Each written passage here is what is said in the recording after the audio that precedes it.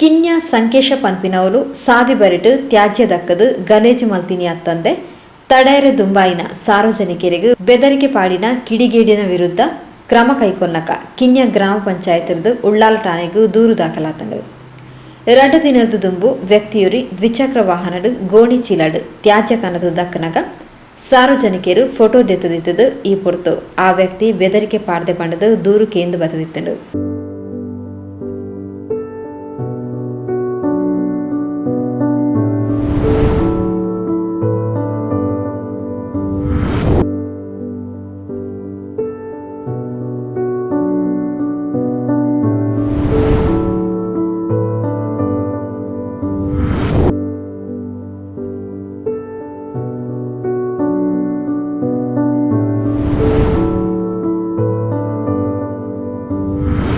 ಈ ಫೋಟೋನು ಸ್ಥಳೀಯ ನಿವಾಸಿ ಮೆಗಾ ಸಲೀಂ ಸಾಮಾಜಿಕ ಜಾಲತಾಣಡು ಪಾಡ್ದಿತ್ತೇರು.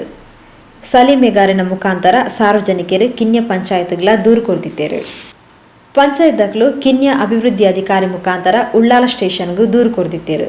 ಕೂಡಲೇ ಉಳ್ಳಾಲ ಪೊಲೀಸರು ಗಾಡಿನ ಸೀಸ್ ಮಾಡ್ತದ ಕದವ ದಕ್ಕಿನಾಯಗ ದಂಡ ಪಾಡ್ದು ಅರಡನೆ ಕಜವನ ಪೆಚ್ಚಾಯಿರು.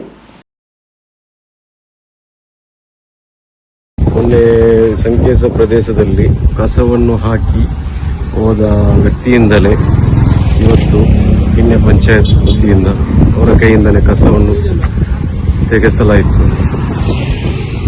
ಆದರೆ ಇನ್ನಾದರೂ ನಾಗರಿಕರು ಆದಷ್ಟು ಜಾಗೃತಿ ವಹಿಸಿ ಯಾರು ಕಸವನ್ನು ಬಿಸಾಡಬೇಡಿ.